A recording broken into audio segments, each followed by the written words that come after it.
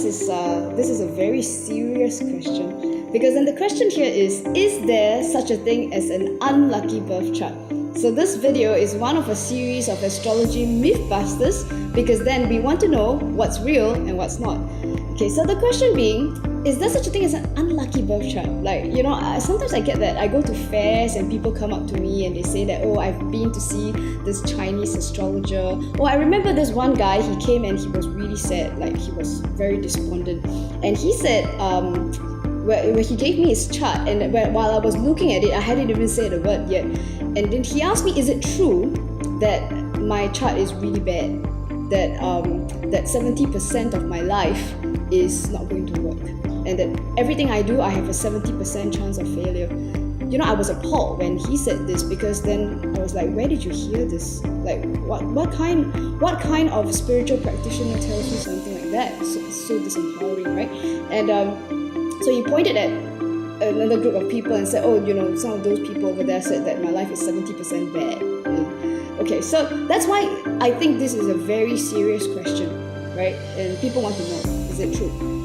And what I will say is Western astrology has got the traditional form, and it also has the modern form. The traditional form tends to take it has similarities to most of the traditional types of astrology. That includes like Indian astrology, Chinese astrology, and various other like Asian type astrology, where there is such a thing as good planet, bad planet, good placement, bad placement.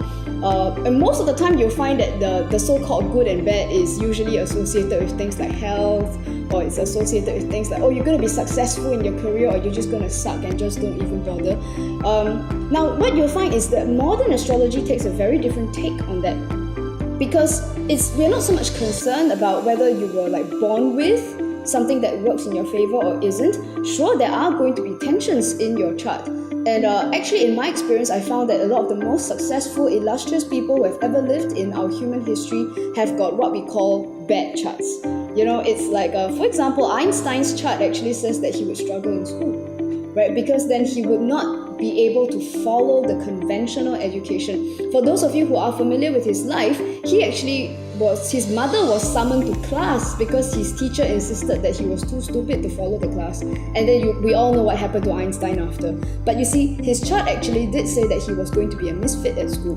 But you see, had his mother been a superstitious person who brought the chart to a traditional astrologer when he was like maybe 6-7 years old, oh, his teachers just called me to class, she says my son is stupid, right? And if a traditional astrologer had looked at that, he might have told his mother that, your son's going to be a complete misfit. I would take him out of school if I were you. Imagine if an astrologer said that. That would have been, we wouldn't have had half the things that we have today thanks to Einstein. So you see, the modern take on astrology encourages people to look at some of the things that may not look like it works on the surface, but it gives you an opportunity to say, well, what can we create out of that? Can we, let's just say if you suck at like writing, for example, you just cannot take a pen, just cannot put something into a sentence, but yet your chart could still show signs of a great storyteller. Consider that some of the best Hollywood directors in the world, people who've made fantastic like photographs, movies, they don't really need to write an essay if you think about it, because they tell their stories with images, right? I've seen artists draw beautiful pictures and they can't put a sentence together, right? But that's not their strength. Their strength is completely somewhere else.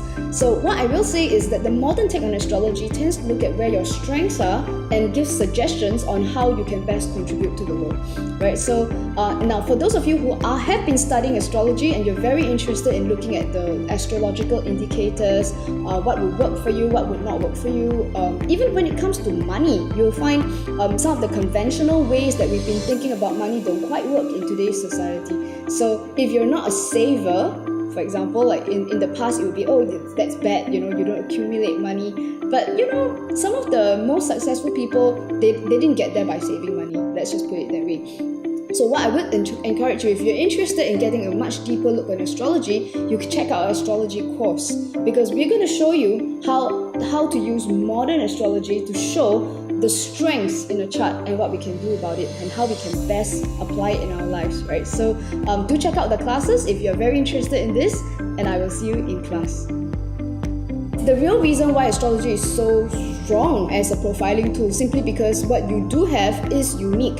Consider that even with twins, even if a woman was giving birth, do like our Instagram and Facebook page, and also subscribe to our YouTube channel for more videos like these. Do post your comments if you'd like me to answer any questions about astrology, and I'll address them in my upcoming videos. Thank you very much for watching.